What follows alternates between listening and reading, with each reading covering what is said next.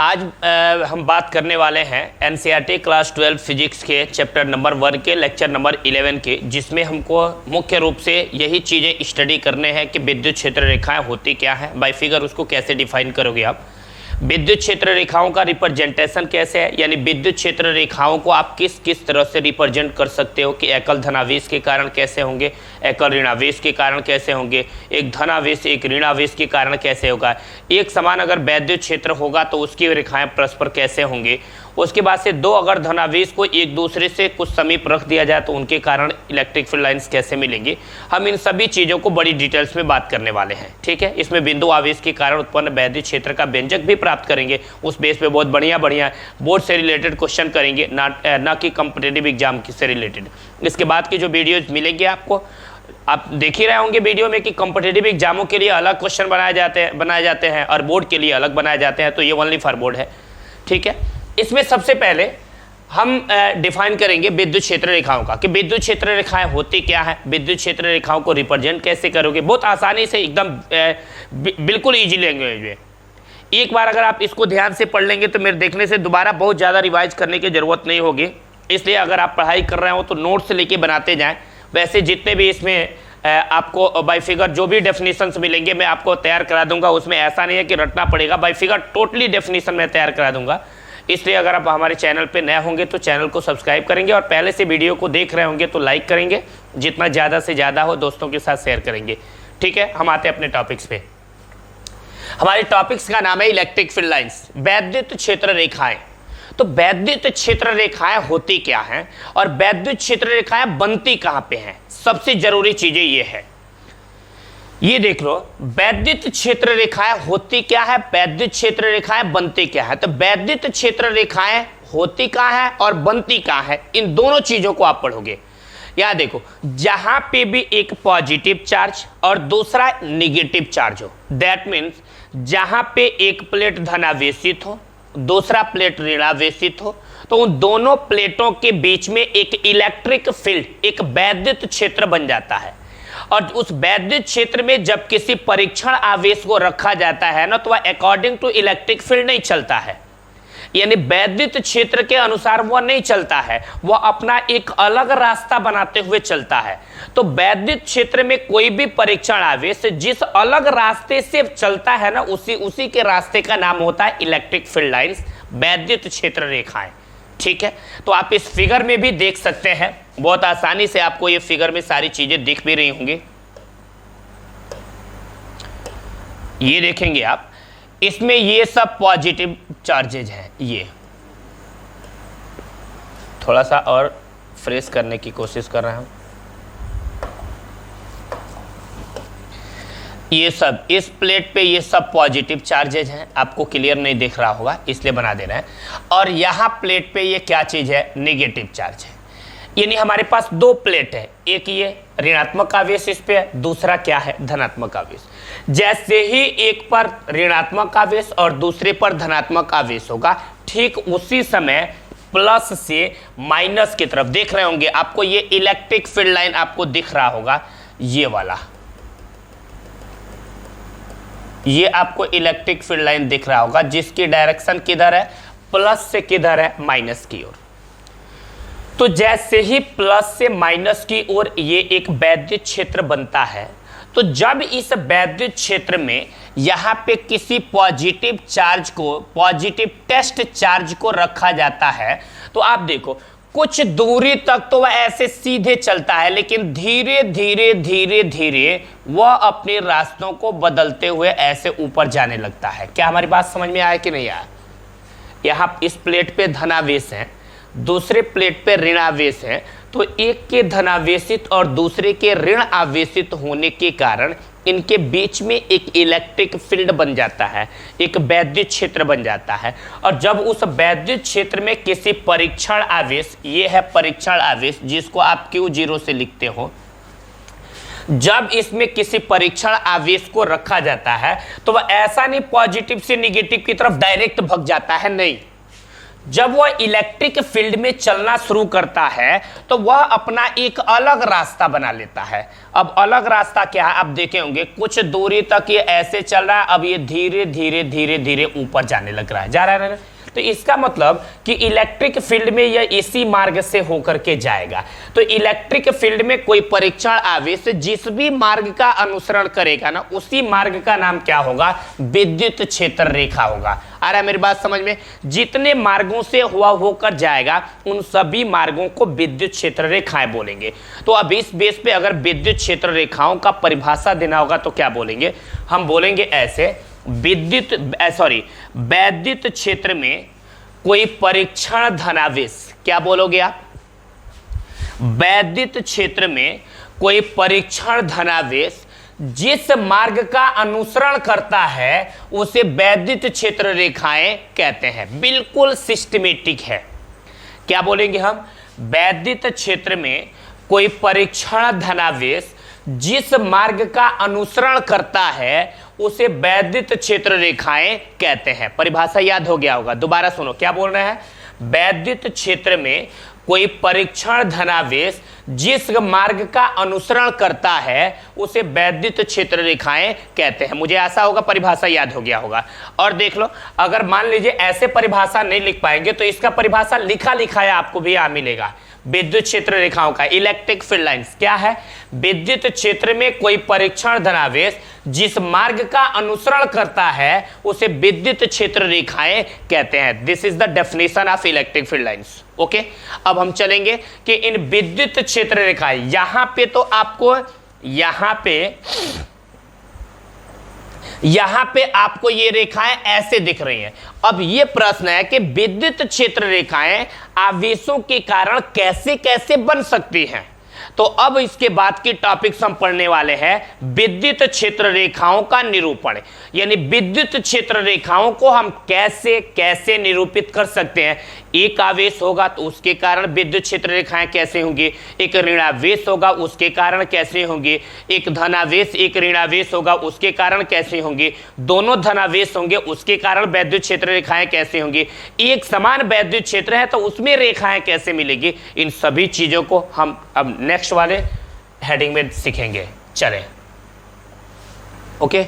अब देखिए वैद्युत क्षेत्र रेखाओं का निरूपण कैसे होता है। तो ये हेडिंग में लिखा है विद्युत क्षेत्र रेखाओं का निरूपण निम्नवत होता है। अब देख लो, वैद्युत क्षेत्र रेखाएं अगर धन आवेश के कारण मिलेंगी, किसके कारण भाई, धन आवेश के कारण, तो धन आवेश के कारण वैद्युत क्षेत्र रेखाएं हमेशा किधर जाते हैं, बाहर की ओर।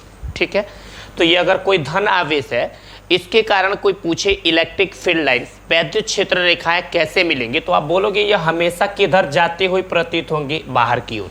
लेकिन वही अगर कोई ऋण आवेश आ जाए, अकेला कोई ऋण आवेश आए और उसके कारण पूछे इलेक्ट्रिक फील्ड लाइंस कैसे होंगी, तो देख लो ये ऋण आवेश है, इसके कारण पूछेगा तो आप बताओगे ऋण आवेश पे वैद्युत क्षेत्र रेखाएं वापस आती हुई क्या होंगी, प्रतीत होंगी। धन आवेश के कारण कहां जाएंगी, बाहर की तरफ, और ऋण आवेश के कारण क्या होंगी, वापस आएंगी। ठीक है, मान लो ये एकल पॉजिटिव चार्ज अगर है, ये धन आवेश के कारण है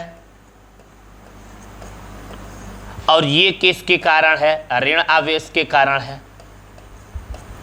और ये किसके कारण है, एक धनावेश और एक ऋणावेश। दैट मीन्स इसको इलेक्ट्रिक डाइपोल बोल सकते हो, वैद्युत द्विध्रुव बोल सकते हो। इसके कारण किस तरह से होंगी, तो आप देखो धन आवेश से वैद्युत क्षेत्र रेखाएं निकलेंगी और ऋण आवेश में क्या होंगी, प्रवेश कर जाएंगे। तो ये आपको विपरीत, मतलब एकल धनावेश यानी एक धन आवेश और एक ऋण आवेश के कारण अगर इलेक्ट्रिक फील्ड लाइंस पूछेगा कैसे होंगे, तो आप ऐसे बताओगे। दोबारा से सुनो, धनावेश के कारण, एकल धनावेश के कारण कैसे होंगे, तो बोलोगे बाहर की तरफ प्रतीत होंगे इलेक्ट्रिक फील्ड लाइंस। एकल ऋण आवेश के कारण कैसे होंगी, तो ऐसे इलेक्ट्रिक फील्ड लाइंस होगी, यानी इलेक्ट्रिक फील्ड लाइंस ऋण आवेश में इंटर करते हुए प्रतीत होंगे। एक धनावेश और दूसरा ऋण आवेश होगा तो उसके कारण कैसे होंगी, तो धन आवेश से निकल के ऋण आवेश में प्रवेश करते हुए दिखेंगे। और देख लो अगर दोनों धनावेश हो, गौर करोगे जरा, दोनों धनावेश हो, ये भी पॉजिटिव ये भी क्या हो, पॉजिटिव, तो इसके कारण कैसे होंगी, तो आप देख लो ये दोनों अगर पॉजिटिव चार्ज होंगे तो उनके कारण इलेक्ट्रिक फील्ड लाइंस ऐसे होंगे। आ रहा है मेरी बात समझ में? यहां पे देखो ये सभी इलेक्ट्रिक फील्ड लाइंस ऐसे बाहर की तरफ निकली हुई है। आ रहा है मेरी बात समझ में? यहां पे तो आप कहोगे इधर भी ऐसे निकल रहे होंगे, ऐसे इधर भी, और इससे इधर भी निकल रहे होंगे। तो भाई ये भी धनावेशित है, ये भी क्या है? धनावेशित। धन और धन में प्रतिकर्षण होगा।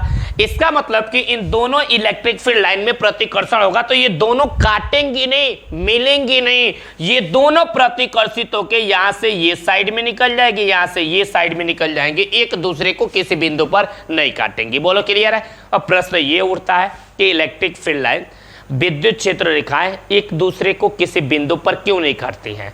तो देख लो, विद्युत क्षेत्र रेखाएं एक दूसरे को किसी बिंदु पर इसलिए नहीं काटती हैं क्योंकि अगर विद्युत क्षेत्र रेखाएं एक दूसरे को किसी बिंदु पर काटें तो आप विद्युत क्षेत्र की दो दिशाएं उत्पन्न होंगी जो कि संभव नहीं है, इसलिए वह एक दूसरे को किसी बिंदु पर नहीं काटती हैं। बोलो क्लियर है? एकल धनावेश के कारण विद्युत क्षेत्र रेखाएं ऐसे होंगी, एकल ऋणावेश के कारण ऐसे होंगी, एक धन आवेश और दूसरा ऋण आवेश हो तो उसके कारण विद्युत क्षेत्र रेखाएं ऐसे मिलेंगे। लेकिन अगर दोनों धन आवेश हो तो उसके कारण विद्युत क्षेत्र रेखाएं ऐसे मिलेंगी। अगर हो सकता है कि जो इलेक्ट्रिक फील्ड लिए हो हम, इलेक्ट्रिक फील्ड विद्युत क्षेत्र लिए हो, अगर वह विद्युत क्षेत्र एक समान विद्युत क्षेत्र हो तो उसकी विद्युत क्षेत्र रेखाएं कैसे होंगी? तो बोलोगे उसमें भी विद्युत क्षेत्र रेखाएं होंगी लेकिन परस्पर समांतर होंगी और बराबर दूरियों पर होंगी। बोलो क्लियर हो गया? तो ये है उनका रिप्रेजेंटेशन एक समान विद्युत क्षेत्र रेखाओं का। ये है ऐसे, ये समांतर होंगे ऐसे और बराबर दूरी पर होंगी, ये electric field lines. This is the representation of electric field lines. ऐसे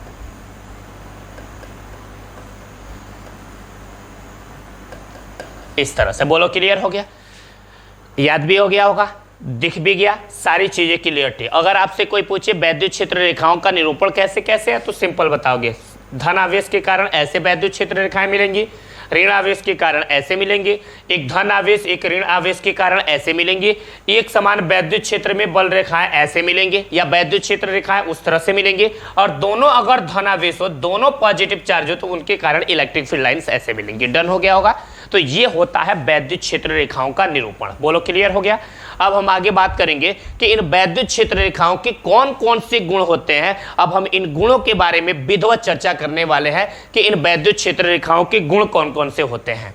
आ रहा है मेरी बात समझ में? तो ये याद रखो आप। पहली चीज आपको ये याद रखना है, थोड़ा सा गौर करोगे विद्युत क्षेत्र रेखाओं के गुण में। हम नेक्स्ट हेडिंग पे चलेंगे, थोड़ा सा गौर करोगे आप।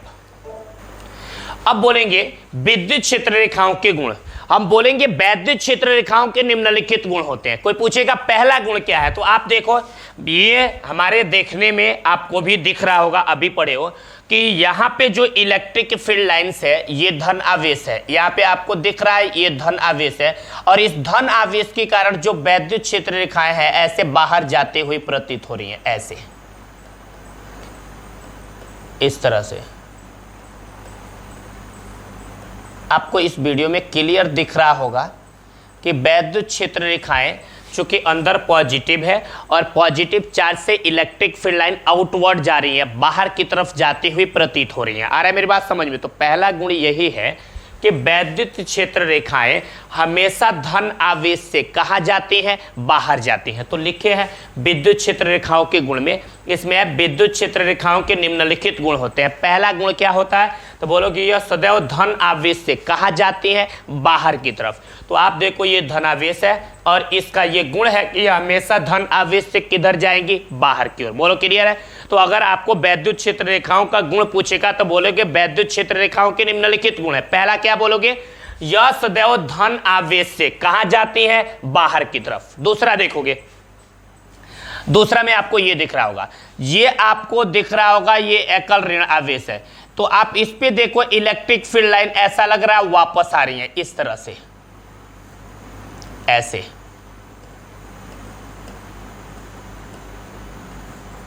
ऐसे दिख रहा है ना। इसका मतलब कि ऋण आवेश पर क्या होती है? वापस आती हैं। इसका मतलब कि अगर आपसे पूछेगा कि विद्युत क्षेत्र रेखाओं का दूसरा गुण क्या है, तो आपको दिख रहा है कि अगर यहां पे ऋण आवेश हो तो ऐसा लग रहा है कि यहां पे इलेक्ट्रिक फील्ड लाइन वापस आ रही है। धन आवेश के कारण बाहर जाती है और ऋण आवेश के कारण क्या होती है, वापस आती है। तो दो प्रॉपर्टीज हो गया। क्या बोलेंगे, पहला वैद्युत क्षेत्र रेखाओं के निम्नलिखित गुण होते हैं। पहला क्या बोलेंगे, यह सदैव धन आवेश से बाहर जाते हैं। दूसरा क्या बोलेंगे, यह सदैव ऋण आवेश पर क्या होती हैं, वापस आती हैं। और तीसरा गुण क्या देखेंगे, यहां पे धन आवेश है और यहां पे ऋण आवेश है। तो तीसरा गुण हम देख रहे हैं कि धन आवेश से ऐसे ये निकल करके और ऋण आवेश में क्या कर जा रही है, प्रवेश कर जा रही है। तो तीसरा गुण हमारा ये हो गया कि यह सदैव धन आवेश से निकलकर ऋण आवेश में प्रवेश कर जाती है। तो ये तीसरा गुण हमारा हो गया यहां पे, ये वाला। समझ में आया, हमारे पास तीन गुण निकला। पहला गुण, यह सदैव धन आवेश से बाहर जाते हैं। दूसरा गुण, यह सदैव ऋण आवेश पर वापस आते हैं। तीसरा गुण, यह सदैव धन आवेश से निकलकर ऋण आवेश में प्रवेश कर जाते हैं। और चौथा गुण यह है कि आपको जितनी भी ये इलेक्ट्रिक फील्ड लाइंस दिख रही है, आप इसमें देखेंगे कि एक दूसरे को किसी बिंदु पर नहीं काटती हैं। निश्चित तौर पे देख सकते हो, कहीं पे भी आप देखो नहीं काट रही होंगी। तो चौथा गुण यह है कि यह एक दूसरे को किसी भी बिंदु पर नहीं काटती हैं। बोलो, डन हो गया होगा ये 4 पॉइंट। पहला, यह सदैव धन आवेश से बाहर जाते हैं। दूसरा, यह सदैव ऋण आवेश पर वापस आते हैं। तीसरा, यह सदैव धन आवेश से निकलकर ऋण आवेश में प्रवेश कर जाते हैं। और चौथा, यह एक दूसरे को किसी बिंदु पर नहीं काटते हैं। और पांचवा गुण देखेंगे आप कि अगर हमारे पास इलेक्ट्रिक फील्ड लाइन एक समान है, यानी इस पे ये पॉजिटिव है और इस पे ये क्या चीज है, निगेटिव है, तो एक समान वैद्युत क्षेत्र की जो रेखाएं होती हैं परस्पर समांतर और बराबर दूरी पर होती है। बोलो, क्लियर हो गया।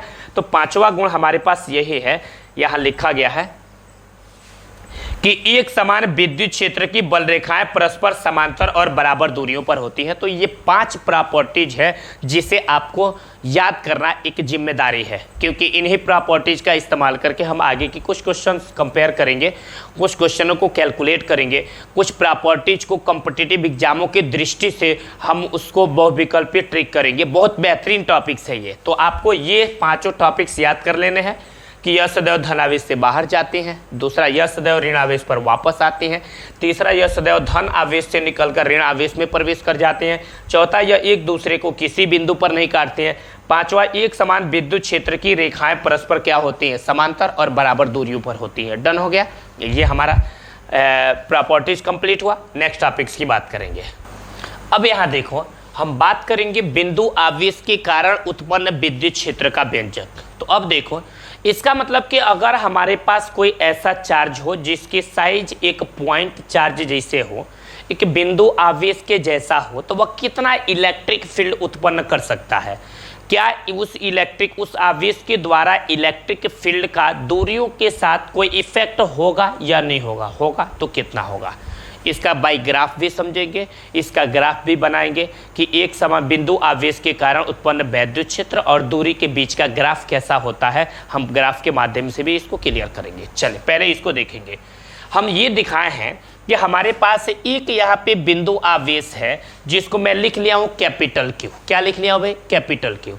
अब देख रहे हैं ये कैपिटल क्यू क्या है, तो लिख लिया है बिंदु आवेश है।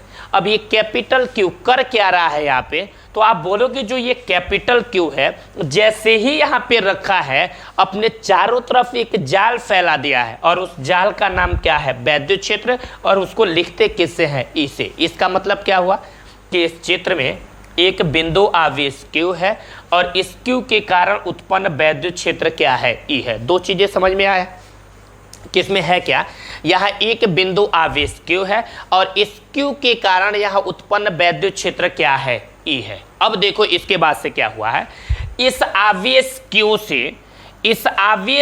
से ये आर दूरी पर, कितनी दूरी पर बाबू, ये आर दूरी पर आपको दिख रहा होगा, ये वाली दूरी आपको दिख रही होगी,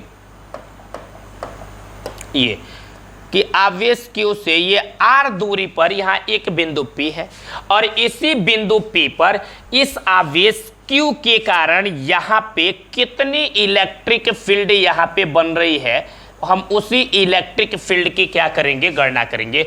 इलेक्ट्रिक फील्ड को लिख लेते हैं किससे, ई से। बोलो क्लियर हो गया। क्या सुने, चित्र में यहाँ एक बिंदु आवेश क्यू है और इस क्यू के कारण उत्पन्न वैद्युत क्षेत्र क्या है, ई है, और इस Q से R दूरी पर एक बिंदु P रख के देख रहे हैं कि वहां पे इसके कारण कितनी इलेक्ट्रिक फील्ड बन रहे हैं। तो वही बोलना होगा, तो बोलेंगे चित्र में एक बिंदु आवेश Q दिखाया गया, उसका रीजन है फार्मूले का डेरिवेशन अगर आप कर रहे हो तो उस फार्मूले के डेरिवेशन में सबसे पहले हमें फिगर को बनाना होता है, उसके बाद से उस फिगर में क्या क्या चीजें दी हुई होती हैं उसको लिखना होता है, और लिखने के बाद तब उसका डेरिवेशन स्टार्ट किया जाता है। ओके, तो क्या बोलेंगे हम इसमें, बोलेंगे चित्र में एक बिंदु आवेश Q दिखाया गया है जिसके कारण उत्पन्न वैद्युत क्षेत्र E है। उसके बाद बोलेंगे इससे R दूरी पर एक बिंदु P है जहां वैद्युत क्षेत्र की क्या करनी है, गणना करनी है। अब वैद्युत क्षेत्र कितना यहां पे मिलेगा कौन बताएगा? आ रहा है मेरी बात समझ में?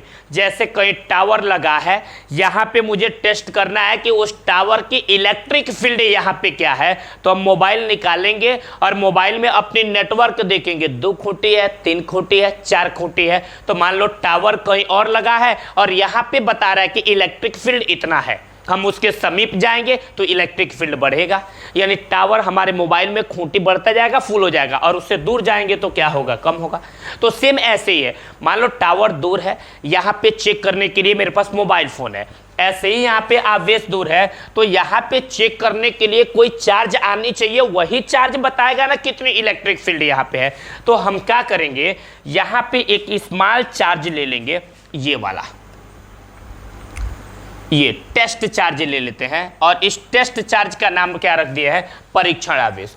अगर मान लो ये इलेक्ट्रिक फील्ड बना रहा है, और जब इलेक्ट्रिक फील्ड की वैद्युत क्षेत्र रेखाएं जब ऐसे निकल रही हैं, सब ऐसे डायरेक्शन वाइज निकल रही हैं, तो जब ये इलेक्ट्रिक फील्ड लाइन ऐसे जाएंगे तो इस पे कोई फोर्स लगाएंगे ना, अरे भाई उस पे फोर्स लगाएंगे।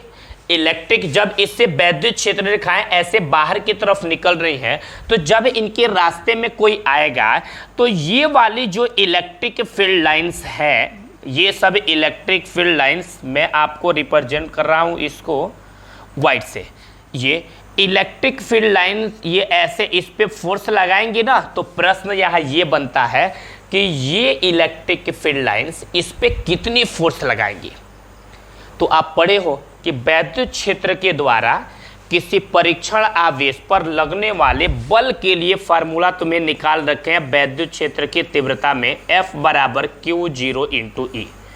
You have to learn this point. ये सारी चीजें बिल्कुल आसान है, इस पे जितनी बातें निकल के आएंगी पहले सुन लो। मान लो चित्र में एक बिंदु आवेश है जिसका नाम है Q, इसके कारण उत्पन्न वैद्युत क्षेत्र क्या है, E। इससे R दूरी पर एक बिंदु P है, और इस बिंदु P पर वैद्युत क्षेत्र की गणना करनी है। तो वैद्युत क्षेत्र की गणना के लिए हमें किसी टेस्ट चार्ज की जरूरत होगी, किसी परीक्षण आवेश की जरूरत होगी। क्यों? क्योंकि जिस बिंदु पे मुझे वैद्युत क्षेत्र निकालना है वहां पे परीक्षण आवेश ही बताएगा कि यहाँ इलेक्ट्रिक फील्ड कितने हैं।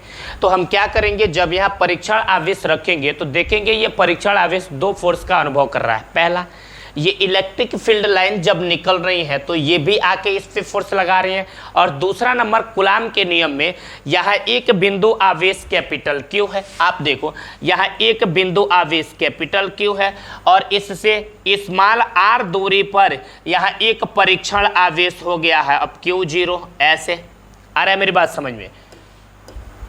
देख लो यहाँ पे पहले नंबर एक बिंदु आवेश कैपिटल Q है, एक बिंदु आवेश कैपिटल Q, और इससे R दूरी पर यहाँ एक परीक्षण आवेश Q0 है। तो हम देखेंगे अगर 2 चार्ज एक दूसरे से R दूरी पर स्थित है तो कूलाम ने बताया था इनके भी बीच में एक फोर्स काम करता है। अब वह फोर्स कितना होता है, तो अब इसके पहले की क्लास में पढ़ चुके हो, ये फोर्स होता है F equal to K Q into ऐसे Q1 इंटू Q2 बट्टे क्या होता है R स्क्वायर। तो Q1 के जगह पे कैपिटल Q, Q2 के जगह पे क्या है Q0 और बट्टे में ये क्या हो जाता है आपका ये R स्क्वायर। अब यहाँ प्रश्न ये बनता है कि ये फोर्स किसके इक्वल होता है, तो आप बोलोगे जितना ये इलेक्ट्रिक फील्ड इस पे फोर्स लगाएगा ये इन दोनों के बीच कार्य करने वाला कूलाम बल इसी फोर्स के इक्वल होता है। ये दोनों फोर्स आपस में क्या होते हैं, बराबर होते हैं। दिस इज द करेक्ट, ये करेक्ट इमेजिनेशन है हमारी, ठीक है, कि जो इन दोनों के बीच में कार्य करने वाला कूलाम बल होता है इस वैद्युत क्षेत्र के द्वारा इस परीक्षण आवेश पर लगाए गए बल के क्या होता है, बराबर होता है। इसका मतलब कि F इक्वल टू जो Q0E है वह F equal to KQ into Q0 upon R square के क्या होगा, बराबर होगा। डन हो गया। अब चलो हम डेरिवेशन स्टार्ट करेंगे और इस डेरिवेशन को आप ध्यान से समझ लो, अभी फटाफट ये क्लियर भाषाओं में डिराइव हो जाएगा, इतनी आसान चीजें हैं ये। आप देखो पहले तो चीजों को लिखना पड़ेगा, आ रहा है मेरी बात समझ में, उसके बाद आगे करना पड़ेगा। क्या लिखना पड़ेगा फार्मूले के डेरिवेशन में, तो ये सुनो, लिखेंगे हम चित्र में एक बिंदु आवेश Q दिखाया गया है जिसके कारण उत्पन्न वैद्युत क्षेत्र E है। इससे R दूरी पर एक बिंदु P है जहां वैद्युत क्षेत्र की गणना करनी है। यदि इस स्थिति में परीक्षण आवेश Q0 पर लगने वाला बल F हो तब क्या होगा, तो यहां ये बातें लिखना पड़ेगा। यदि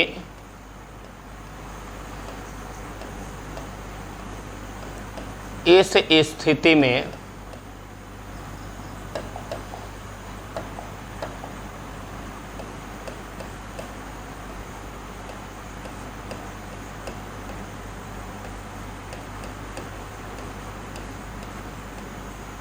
परीक्षण आवेश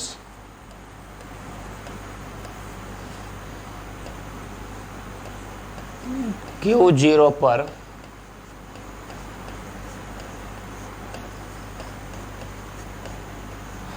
लगने वाला बल F हो तब क्या होगा।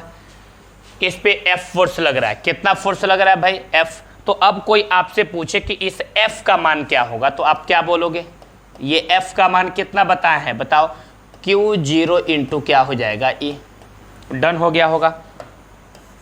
अगर कोई पूछे इस F का मान क्या होगा तो F बराबर क्या बोलोगे, बोलोगे Q0 इंटू E, ऐसे बोलोगे। डन हो गया, ये चीज है। परीक्षण आवेश पे लगने वाला बल कितना होगा, तो F बराबर Q0 इंटू E। उसके बाद लिखेंगे कूलाम के नियम से।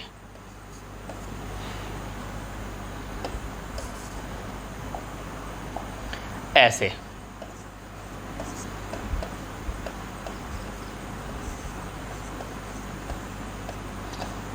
अब कूलाम के नियम के अनुसार कौन सा फोर्स लगेगा,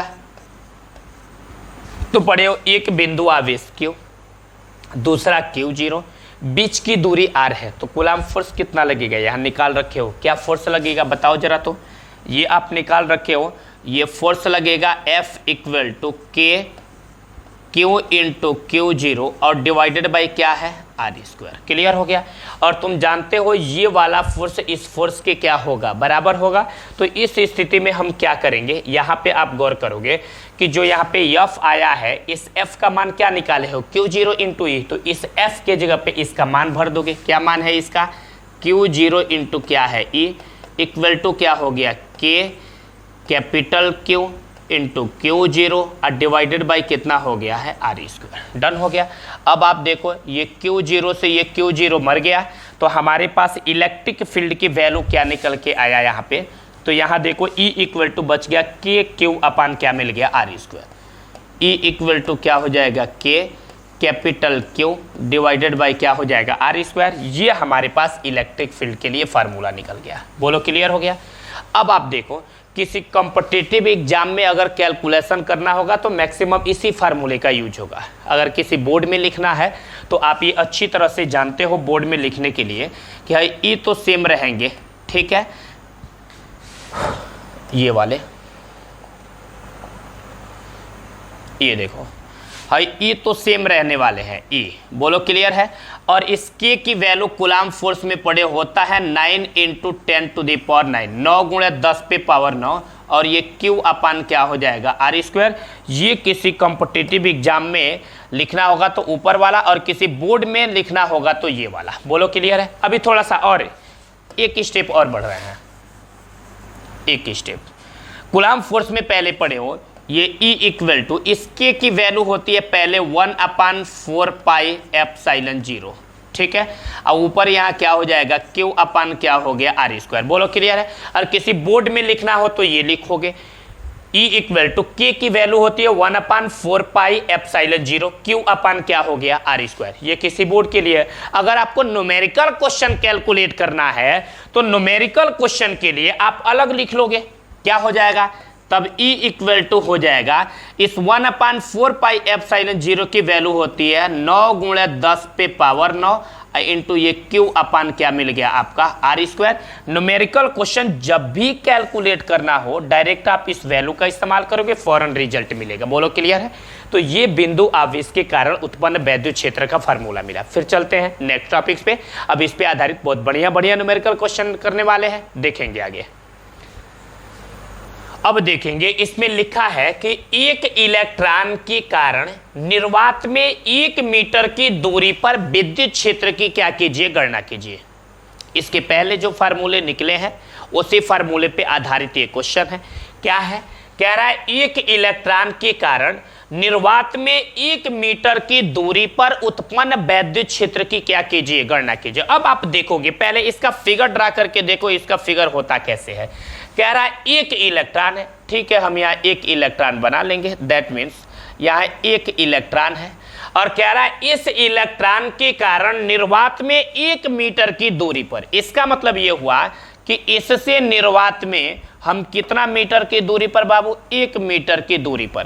कह रहा है 1 मीटर की दूरी पर मान लो यहाँ पे कोई बिंदु P होगा, और कह रहा है कि 1 मीटर की दूरी पर इस बिंदु P पर इलेक्ट्रिक फील्ड यानी E की क्या कीजिए गणना कीजिए। बोलो क्लियर हो गया कि हमारे पास एक इलेक्ट्रॉन है और इस इलेक्ट्रॉन से 1 मीटर की दूरी पर निर्वात में कह रहा है एक कोई बिंदु है और वहां पर इलेक्ट्रिक फील्ड E की क्या करना है गणना करना है। आप खुद देख लो, एक इलेक्ट्रॉन, यहाँ एक इलेक्ट्रॉन कह रहा है इसके कारण निर्वात में 1 मीटर दूरी पर, भाई इसके कारण निर्वात में ये नहीं रहेगा, इसके कारण निर्वात में इससे 1 मीटर की दूरी पर मान लो कोई बिंदु P ले ले। कह रहा है इस पर विद्युत क्षेत्र की तीव्रता क्या कीजिए ज्ञात कीजिए, दैट मीन्स E की वैल्यू हमें क्या करने हैं ज्ञात करने हैं। अब इस E की वैल्यू कैसा होगा, तो पहले नंबर इस इलेक्ट्रॉन पर उपस्थित आवेश को Q से लिखते हैं।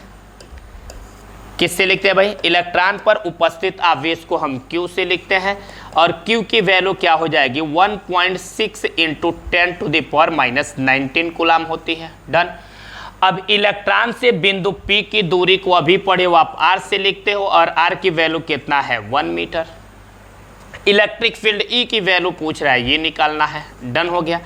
अब आप पढ़े ही हो, क्या पढ़े हो भाई, अभी आप पढ़े हो कि अगर न्यूमेरिकल क्वेश्चन करना होगा तो आपको यहाँ फार्मूला ऑलरेडी मिला हुआ है, फार्मूला। डन। ये इसमें न्यूमेरिकल क्वेश्चन के लिए आपको क्या फार्मूला लगाना है, E = 9 गुणे 10 पे पावर 9 Q अपान क्या होता है r²। तो बस यहाँ वही फार्मूले यूज कर लेने हैं। क्या फार्मूला है, E = आपका फार्मूला है ये, इसको हम कैपिटल Q से लिख लेते हैं, नहीं तो कहोगे उसमें कैपिटल इसमें स्मॉल, किसी से भी लिखोगे चलेगा यार।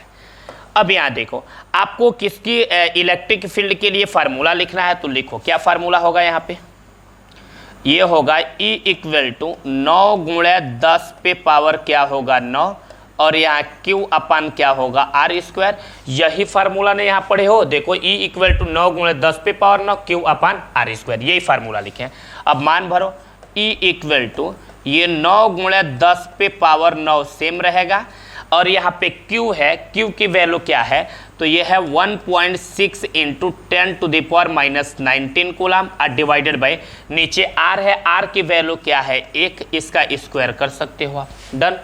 अब आप देखो ये E = आपका हो जाएगा, ये देखो 10 10 की घात वालों को 1 पास करो, सिंपल समझो, 1 का वर्ग करोगे तो भी क्या होगा 1, और 1 से भाग देंगे, मान में कोई परिवर्तन नहीं होगा। ठीक है, तो आप चाहो तो ऐसे एक स्टेप और बढ़ा लो, 9 गुणे 10 पे पावर 9 सेम रहेगा, इंटू 1 का वर्ग करोगे 1 का वर्ग 1 होगा, और 1 से हम इसमें भाग देंगे तो ये सेम यही मिल जाएगा। क्या मिल जाएगा भाई, बोलोगे क्या मिलेगा? तो 1.6 into 10 to the power minus 19 coulomb same मिलने वाला है। ठीक है, अब क्या करोगे, इन दोनों का गुणा कर लो, 10 10 की घात वालों को एक साथ कर लो, विदाउट 10 की घात एक साथ कर लो, है करो ना, 16 नवा कितना हो जाएगा 144, तो ये हो गया 144। यहाँ दशमलव बिंदु के बाद एक अंक है तो इधर से एक अंक गिन के यहाँ दशमलव लगा लो, क्लियर हो गया। और यहाँ देखो, यहाँ भी गुणे 10, यहाँ भी गुणे 10, दोनों जगह 10 10 है तो गुणे 10 लिख लो। 9 में से 19 घटाना है तो 9 में से 19 घटा दोगे, माइनस में क्या बचेगा 10। हम जानते हैं दशमलव बिंदु के पहले केवल एक अंक होना चाहिए, और यहाँ दशमलव बिंदु के पहले 2 अंक दिख रहा है, तो हम इस दशमलव को यहाँ लेके आएंगे, तो इसके लिए क्या फार्मूला लगा लेंगे, ये हो जाएगा 1.44 into 10 to the power minus 10 रहेगा, और दशमलव एक अंक इधर लाएंगे तो इसमें एक क्या होगा, जुड़ जाएगा। तो अब बोलो ये ई बराबर आपका क्या हो जाएगा, ये हो जाएगा 1.44 इंटू 10 टू द पावर 10 में से एक निकल गया -9, और वैद्युत क्षेत्र का मात्रक होता है न्यूटन प्रति कूलम। ये हमारा आंसर हो गया। ठीक है, ये वाला।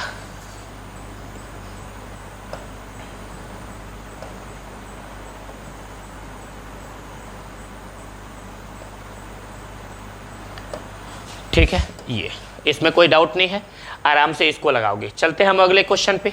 ठीक है, नेक्स्ट क्वेश्चन देखेंगे अब। प्रश्न 2 में देखो क्या कह रहा है, कह रहा है हीलियम के नाभिक के कारण, यानी कोई एक हीलियम परमाणु है, कह रहा उसके नाभिक के कारण, जाहिर सी बात है जब हीलियम है तो हीलियम परमाणु के नाभिक में कोई ना कोई आवेश होंगे ही। तो हम अच्छी तरह से जानते हैं हीलियम परमाणु के नाभिक में जो आवेश होता है वह इलेक्ट्रॉन के आवेश का 2 गुना होता है। क्या मेरी बात समझ में आया? तो कह रहा है हीलियम परमाणु का एक नाभिक है, तो हम इमेजिन कर लेंगे कि हीलियम परमाणु का जो नाभिक होगा ना, नाभिक, ये अगर ये हीलियम परमाणु है और ये हीलियम परमाणु का नाभिक है, He का नाभिक है, तो इसका मतलब अगर मैं इस पे चार्ज पूछूंगा कितना होगा, तो बोलोगे इलेक्ट्रॉन के आवेश का 2 गुना होगा। ठीक है, अब क्या कह रहा है, कह रहा है इससे 1 एंगस्ट्रॉम की दूरी पे ले लो। अब कह रहा है इस नाभिक से आप 1 एंगस्ट्रॉम की दूरी पे जाओगे, 1 एंगस्ट्रॉम, और हम जानते हैं 1 एंगस्ट्रॉम इक्वल टू 10 पे पावर माइनस 10 मीटर होता है, अर्थात इससे आप 10 पे पावर माइनस 10 मीटर की दूरी पर जाओगे। तो कह रहा है विद्युत क्षेत्र की तीव्रता ज्ञात कीजिए, यानी हीलियम परमाणु के नाभिक से 1 एंगस्ट्रॉम की दूरी पर अगर यहाँ कोई बिंदु P ले लें, यहाँ पे ये बिंदु P, तो कह रहा है इस बिंदु P पर इस इलेक्ट्रिक फील्ड E की वैल्यू कितना होगी। बोलो क्लियर हो गया, ये निकालना है। तो सेम फार्मूला यहाँ पे हम देखेंगे, हीलियम परमाणु के नाभिक पर उपस्थित आवेश को Q से लिखते हैं, और ये Q का मान क्या होगा, इलेक्ट्रॉन का 2 गुना चार्ज उस पर होता है, तो इलेक्ट्रॉन का 2 गुना किए, तो आप ये लिख लो, ये 2, और इलेक्ट्रॉन का आवेश क्या होता है 1.6 into 10 to the power minus 19 coulomb होती है। ठीक है, गुणा कर लोगे तो ये 16 दूनी के 32 आ जाएगा, 3.2 into 10 to the power minus 19 coulomb. Done हो गया।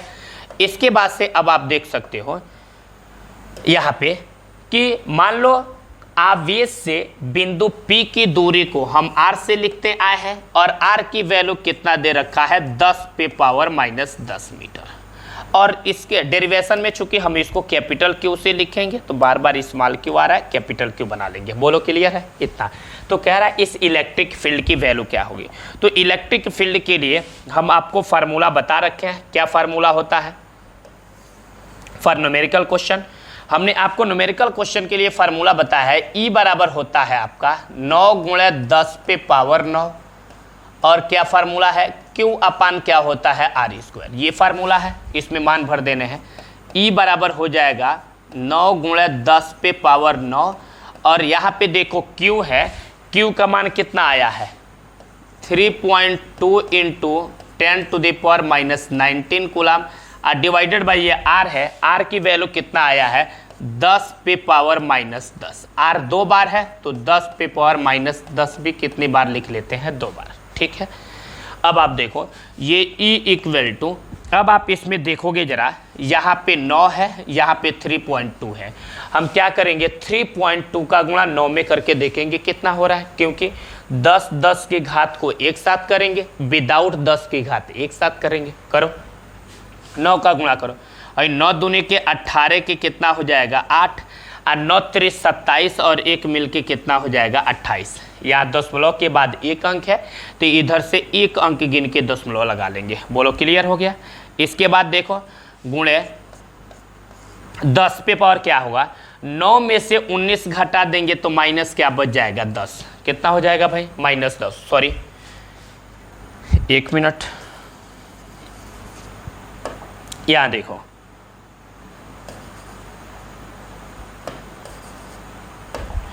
यहाँ E इक्वल टू, इनका गुणा करो 3.2 का गुणा 9 में करोगे तो 9 दूनी के 18 के 8, और 9 3 27 और 1 मिल के क्या होगा 28। यहाँ दशमलव के बाद एक अंक है तो इधर से एक अंक गिन के दशमलव लगा लिए, और गुणे 10 पे पावर अब लिखना है कितना होगा। तो अब आप देखो यहाँ 9 है, 9 में से है 19 घटा दोगे तो माइनस में क्या बचेगा 10। अब देखो माइनस 10 और माइनस 10 मिलके माइनस 20 होगा। अब 20 नीचे माइनस में ऊपर जाएगा तो किस में हो जाएगा प्लस में। अरे यार यहाँ देखो 10 पे माइनस 10 और माइनस 10 मिलके माइनस 20 होगा, और जब इसको ऊपर ट्रांसफर करेंगे तो ये प्लस में हो जाएगा। बोलो क्लियर है। अब ये E बराबर क्या हो जाएगा, हम जानते हैं दशमलव बिंदु के पहले केवल एक अंक होना चाहिए। तो आप देखो जब दशमलव के पहले एक अंक होना चाहिए तो यहाँ 2 अंक दिख रहा है, इसका मतलब दशमलव एक अंक इधर लाएंगे तो ये क्या होगा 2.88 इंटू 10 टू द पावर। हम जितना अंक इधर लेके आएंगे उसमें उतना जोड़ देंगे। भाई एक अंक इधर लेके आएंगे तो इसमें एक हम प्लस करेंगे। तो देखो भाई 20 में से 10 घटा दोगे 10 बचेगा, और एक अंक इधर लाए तो एक जोड़ दो कितना हो जाएगा 11।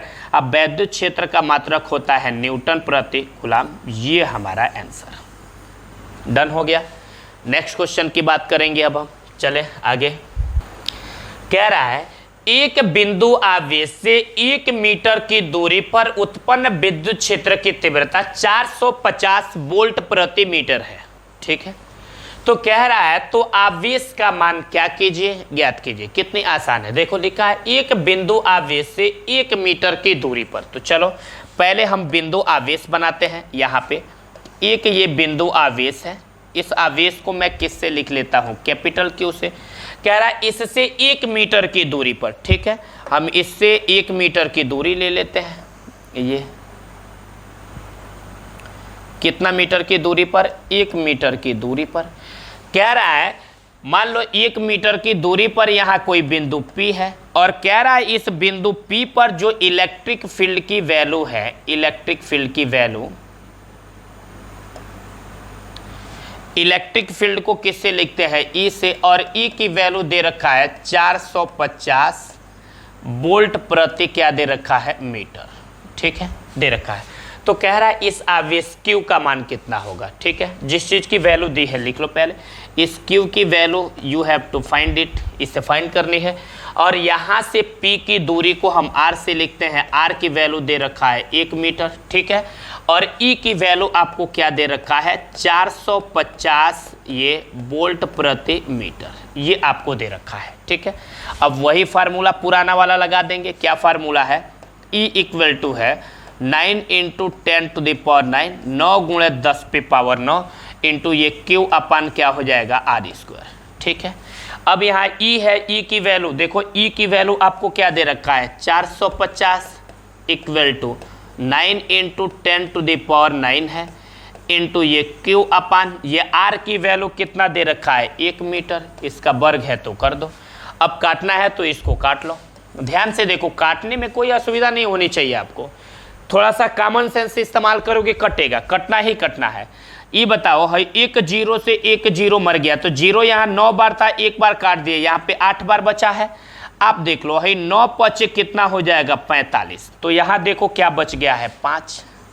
यहाँ देखो यहाँ 10 पे पावर 8 इधर प्लस में है, यहाँ देखो 10 पे पावर 8 इधर गुणा में है, इधर आएगा तो किस में हो जाएगा, भाग में। ये 10 पे पावर 8 हो गया, ठीक है। इक्वल टू यहाँ Q में 1 से भाग दोगे तो क्या मिलेगा, Q।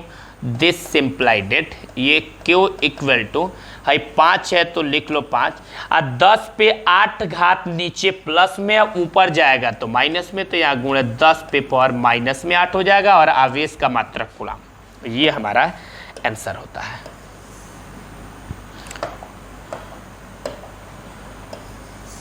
ये क्लियर हो गया, यानी बिंदु आवेश का मान क्या होगा, 5 गुणे 10 पे पावर माइनस 8 कूलम हो गया।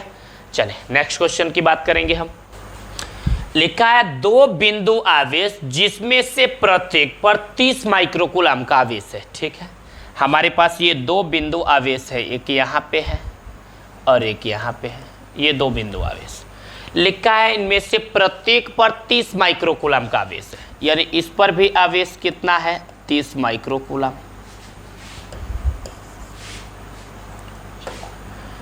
इस पर आवेश कितना है तो बोलोगे 30 माइक्रोकूलम, इस पर भी कितना आवेश है तो बोलोगे 30 माइक्रोकूलम। सेम आवेश है, गौर करना, बहुत बेहतरीन है, इस पर ज़्यादा हल नहीं करना है, बिल्कुल आसानी से आएगा।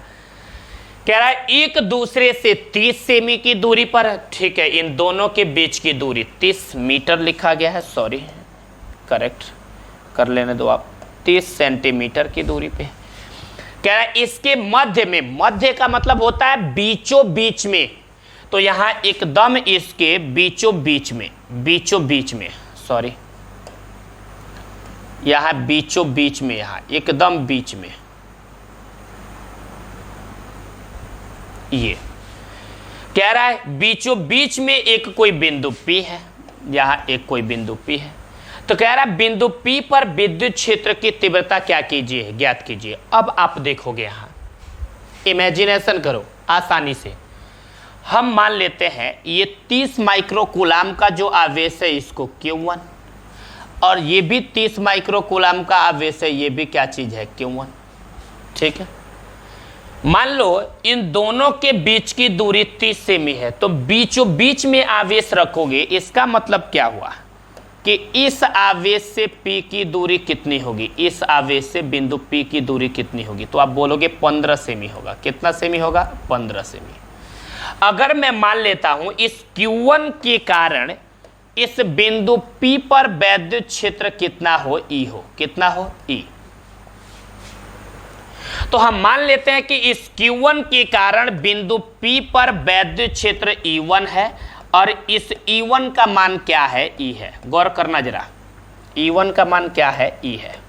ये एक बार और सुनो, 2 बिंदु आवेश जिसमें से प्रत्येक पर 30 माइक्रोकूलम का आवेश है, तो मैंने 2 बिंदु आवेश लिखा, दोनों पे 30-30 माइक्रोकूलम का आवेश रख दिया। कह रहा है एक दूसरे से 30 सेमी की दूरी पर स्थित है, तो इन दोनों के बीच की दूरी 30 सेमी कर दिया। कह रहा है इसके मध्य में बिंदु P पर विद्युत क्षेत्र की तीव्रता ज्ञात कीजिए। इसका मतलब कह रहा है इसके बीचों बीच में एक कोई बिंदु P है जहां वैद्युत क्षेत्र की तीव्रता निकालना है। तो आप बोलो इसके बीचों बीच का बिंदु लेंगे तो दोनों के बीच की दूरी 30 सेमी है, बीच में लेंगे तो इससे 15 सेमी की दूरी पर होगा ना। तो मैं मान लिया हूं कि यह आवेश Q1 है, और इस Q1 के कारण वैद्युत क्षेत्र कितना है, E1 है। तो मैं बोल रहा हूं ये Q1 इस बिंदु पे कितना वैद्युत क्षेत्र बना रहा है, E, दैट मीन्स E1 का मान क्या हो गया, E। तो अब आपको ये देखना है, और मान लो इसके कारण मैं बोल रहा हूं कि वैद्युत क्षेत्र E2 है। कह रहे हैं इस आवेश के कारण, या इसको Q1 माने हो, इसको आप थोड़ा सा बदल लो, Q2 कर लो, ठीक है। मैं बोल रहा हूं ये Q2 है, और इस Q2 के कारण वैद्युत क्षेत्र कितना है, E2 मान लो। तो मान लो ये Q1 30 माइक्रोकूलम का है, और इससे 15 सेमी की दूरी पर एक बिंदु P है, तो इसके कारण वैद्युत क्षेत्र E2 है, क्या, सॉरी E है। अब देखो Q2 भी 30 माइक्रोकूलम का आवेश है। अब मान लो है 30 में से है 15 हो गया, तो है 15 ही दूरी ना बचा है भाई, ये भी कितना बचा है, 15 सेमी। तो भाई Q1 30 माइक्रोकूलम का है और इससे 15 सेमी की दूरी पर कोई बिंदु P है, तो वैद्युत क्षेत्र E माने हो। तो सेम यही वाला दूरी और यही चार्ज यहां भी है कि ये भी 30 माइक्रोकूलम का आवेश है और इससे भी 15 ही सेमी की दूरी पर बिंदु P है, तो इस Q2 के कारण वैद्युत क्षेत्र भी यहाँ E ही न मिलेगा।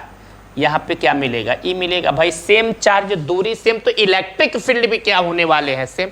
इसका मतलब कि E2 की वैल्यू भी क्या होगी? E होगी। आ रहा है मेरी बात समझ में?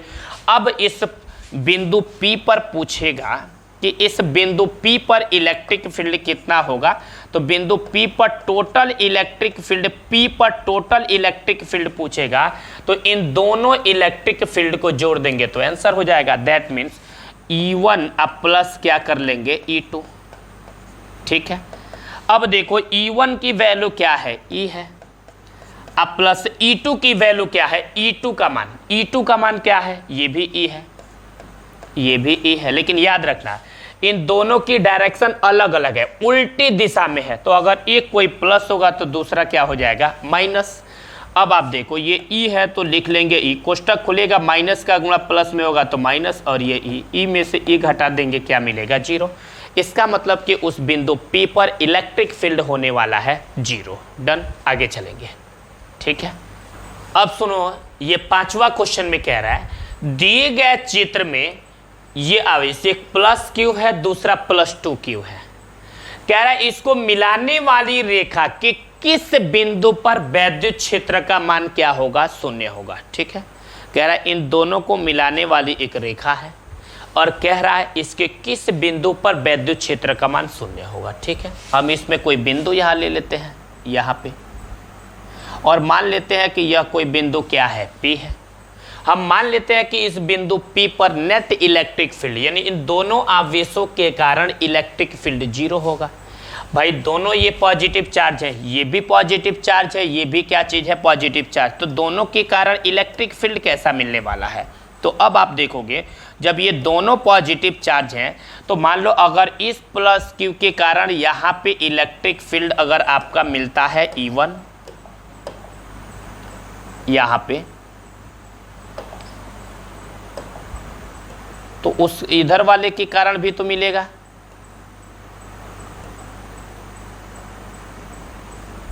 ओके।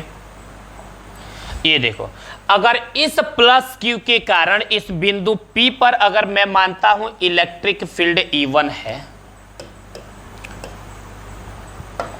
इलेक्ट्रिक फील्ड कितना है? E1, तो इस प्लस 2Q के कारण भी इस बिंदु पर इस डायरेक्शन में इलेक्ट्रिक फील्ड होगा। इसको क्या मान लेते हैं? E2। आ रहा है मेरी बात समझ में? और E1 और E2 दोनों को जोड़ेंगे तो यहाँ पे क्या होगा? 0 होगा। इसका मतलब E1 और E2 दोनों की डायरेक्शन उल्टा है। इसका मतलब दोनों की जब डायरेक्शन उल्टा है तो एक दूसरे से घटेगा, तो एक दूसरे से ये तभी ना घटेगा बाबू, जब ये दोनों आपस में बराबर होगा तभी तो घटाएंगे, तो 0 होगा। तो पहले निकालेंगे कि E1 का मान क्या होगा और E2 का मान क्या होगा, फिर कैलकुलेट कर लेंगे। अब देखो, हम मान लेते हैं कि यहाँ पे हमारे पास एक बिंदु आवेश Q है और इस Q से x दूरी पर यहाँ एक बिंदु P है। कितना दूरी पर भाई? x दूरी पर। तो ये दोनों आवेशों के बीच की दूरी 1 मीटर है और ये इतनी दूरी x मान लेंगे, तो ये वाला जो दूरी बचेगा ये कितना होगा? ये 1 माइनस x होगा। बोलो भाई, 1 माइनस x नहीं होगा। भाई टोटल दूरी 1 मीटर है, 1 में से हम इतने को x मान लिए, तो 1 में से x घट जाएगा, वही ना ही बचेगा, तो इधर वाला क्या होगा? 1 माइनस x। तो हम देख रहे हैं एक बिंदु आवेश Q है और इससे x दूरी पर यहाँ एक बिंदु P है और इस बिंदु P पर वैद्युत क्षेत्र की वैल्यू क्या है? E1। तो मैं पूछूं E1 का मान क्या होगा? क्या बोलोगे? K, ये Q/x²। ये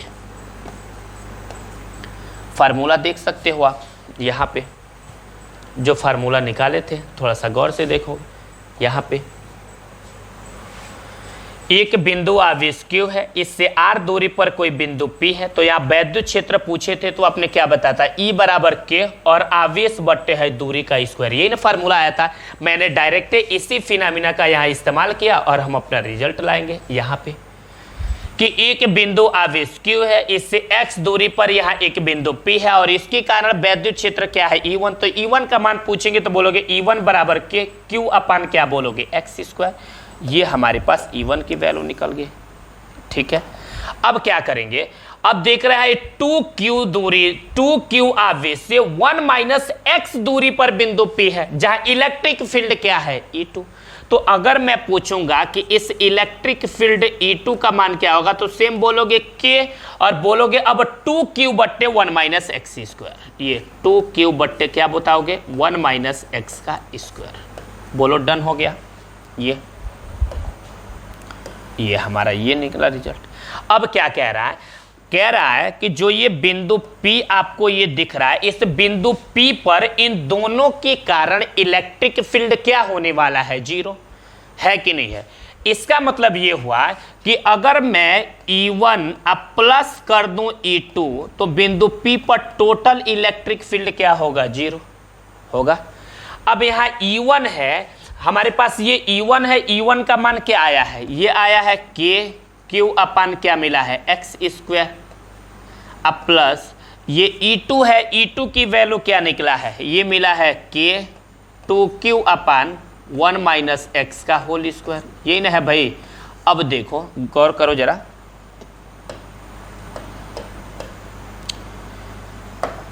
ये गौर करोगे जरा, ये कि E1 की डायरेक्शन इधर है तो इसके उल्टी दिशा में E2 है। तो अगर E1 का मान प्लस में लिए हो तो E2 किस में हो जाएगा माइनस में। दोनों का योगफल कितना होगा 0। अब देखोगे ये KQ अपान ये एक्स स्क्वायर है तो लिख लो। जब ये कोष्टक खुलेगा तो ये माइनस का गुणा प्लस में होगा तो क्या हो जाएगा माइनस, और ये हो जाएगा आपका 2KQ अपान क्या हो जाएगा 1 माइनस एक्स का होल स्क्वायर हो जाएगा, इक्वल टू क्या मिल जाएगा 0। अब आप देखोगे यहाँ पे गौर करोगे जरा,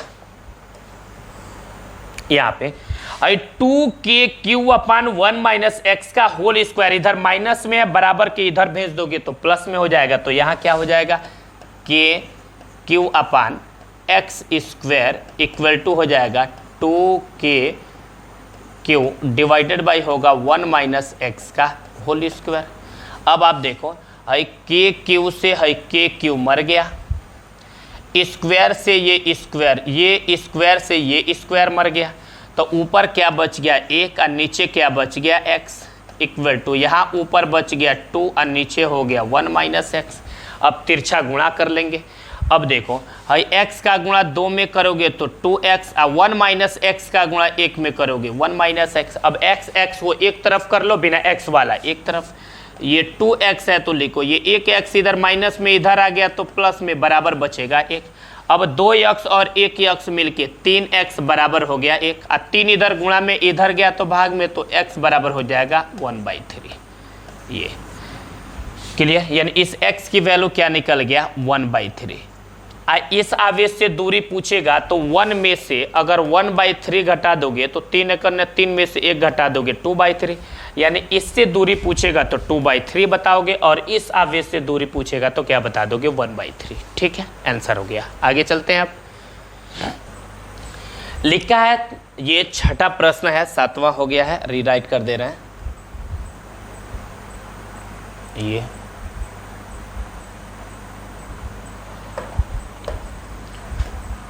6 नंबर है। अब आप देखोगे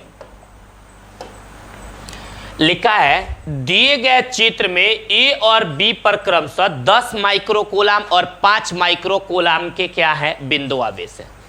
ए पे कितना है तो बोलोगे 10 माइक्रोकूलम, ये 10 माइक्रोकूलम, और बी पे कितना है तो बोलोगे -5 माइक्रोकूलम। कह रहा है ये इतने बिंदु आवेश रखे गए, कह रहा है बिंदु P पर विद्युत क्षेत्र की क्या कीजिए गणना कीजिए। गौर करोगे जरा, कह रहा है इस बिंदु P पर इन दोनों के कारण कितनी इलेक्ट्रिक फील्ड मिलेगी ये निकालना है। तो पहले निकालेंगे 10 माइक्रोकूलम के कारण बिंदु P पर कितना इलेक्ट्रिक फील्ड होगा, पहले निकालो। हम देख रहे हैं आवेश को हम किससे लिखते हैं Q से, गौर करना पहले केस में इसके कारण निकाल रहे हैं इस पे इलेक्ट्रिक फील्ड। आवेश को Q से लिखते हैं, Q की वैल्यू है 10 माइक्रोकूलाम, तो लिख लेंगे 10। अब माइक्रोकूलाम का कूलाम में चेंज करते हैं तो 10 पे -6 से गुणा करेंगे, ये कूलाम में हो गया। ठीक है, अब इस Q से P की दूरी कितना है, तो देखो यहां से यहां तक की दूरी 1 मीटर, फिर यहां से यहां तक की दूरी 1 मीटर, तो टोटल यहां से यहां तक की दूरी 1 और 1 मिलके 2 मीटर, यानी R की वैल्यू कितना हो गया, 2 मीटर। ठीक है, अब कह रहे हैं, मान ले रहा है कि इस 10 माइक्रोकूलाम के आवेश के कारण इस बिंदु P पर इलेक्ट्रिक फील्ड की डायरेक्शन इधर, क्योंकि धन आवेश है ना, ये धन आवेश है, सॉरी ये धन आवेश है, और धन आवेश के कारण वैद्युत क्षेत्र रेखाएं बाहर की तरफ जाती हैं, तो बाहर दिखा दिए हैं। और मान लिया कि इसके कारण इलेक्ट्रिक फील्ड की वैल्यू क्या है, E1। तो अब मैं पूछूं E1 का मान क्या होगा, तो क्या फार्मूला लगा दोगे, E1 बराबर, अभी पढ़े हो न्यूमेरिकल क्वेश्चन के लिए, 9 × 10 पे पावर 9 इंटू ये Q अपन क्या फार्मूला होता है, R² हो जाएगा ना। तो ये आप देख सकते हो E1 बराबर मिल जाएगा 9 × 10 पे पावर मिल जाएगा 9, और यहाँ Q है, Q का मान क्या है, 10 × 10 पे पावर -6 और डिवाइडेड बाय नीचे R है, R का मान क्या है 2, इसका स्क्वायर है तो कर दो, डन हो गया। अब आप देखो, अब देखो ये E1 इक्वल टू आपका हो जाएगा यहाँ पे। अब देखो इसमें चाहो तो आप गुणा कर सकते हो, सबसे बढ़िया तरीका 10 को एक साथ कर लो, विदाउट 10 एक साथ रखो, आसानी से आएगा। यहाँ 10 पे कुछ भी पावर नहीं है तो एक है, भाई 9 है तो आराम से लिख लो नीचे 9, आई 2 का स्क्वायर करोगे तो कितना हो जाएगा 4, गुणे 10 की घात लिखनी है तो क्या लिखोगे, ये देखो 9 और 1 मिलके 10, और 10 में से 6 घटा दो कि क्या मिल जाएगा 4। बोलो क्लियर है। अब 9 में हम 4 से भाग देंगे तो ये मिलेगा E1 इक्वल टू मिल जाएगा 2.25, 9 में 4 से भाग दो 2.25 गुणे 10 पे पावर क्या मिल गया 4। अब वैद्युत क्षेत्र का मात्रक न्यूटन प्रति कूलम या वोल्ट प्रति मीटर, जो आपके दिमाग में आप लिख लो, ये आ गया। ठीक है, अब देखो ये तो पता चल गया, प्लस 10 माइक्रोकूलम के कारण बिंदु P पर वैद्युत क्षेत्र E1 माने हुआ और E1 की वैल्यू ये निकल गया। अब निकालेंगे -10 माइक्रोकूलम के कारण बिंदु P पर वैद्युत क्षेत्र क्या होगा, तो इसको यहां निकाल रहे हैं, इधर साइड में यहां, ठीक, -10 माइक्रोकूलम के कारण। अब देखो -5 माइक्रोकूलम कारण। अब देखो यहाँ पे आवेश को भी हम किससे लिख लेते हैं, Q से। अब Q की वैल्यू कितना हो गया, -5 माइक्रोकूलम हो गया ना भाई। अब इस आवेश से P की दूरी कितना सिर्फ है 1 मीटर, यानी R की वैल्यू कितना है 1 मीटर। अब देखो, अब इसके कारण इलेक्ट्रिक फील्ड क्या होगा, तो आप पढ़े हो ये अच्छी तरह से वैद्युत क्षेत्र रेखाओं के गुण में कि वैद्युत क्षेत्र रेखाएं ऋण आवेश पर वापस आती हैं, यानी इधर यहाँ पे ऐसे वापस आती हुई प्रतीत होंगी इलेक्ट्रिक फील्ड लाइंस, ये इस बिंदु पे ऐसे आती हुई प्रतीत होंगी। ठीक है, तो इसको किससे मान लेते हैं E2 से। ठीक है, अब मैं पूछूंगा -5 माइक्रोकूलम के कारण वैद्युत क्षेत्र E2 है, मैं पूछूंगा E2 की वैल्यू क्या होगी, तो क्या बोलोगे, बोलोगे E2 बराबर सेम फार्मूला 9 × 10 पे पावर क्या हो जाएगा 9 इंटू ये Q अपान क्या हो जाएगा R²।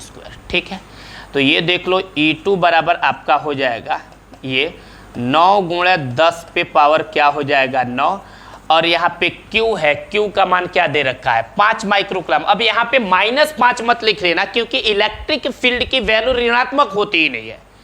ठीक है, तो ये देखो इसके, क्योंकि माइनस के कारण ही तो माने हो E2, माइनस आवेश के कारण इलेक्ट्रिक फील्ड E2 मान चुके हो, तो दोबारा माइनस लिखने की जरूरत नहीं है। तो यहां पे ये क्या हो जाएगा 5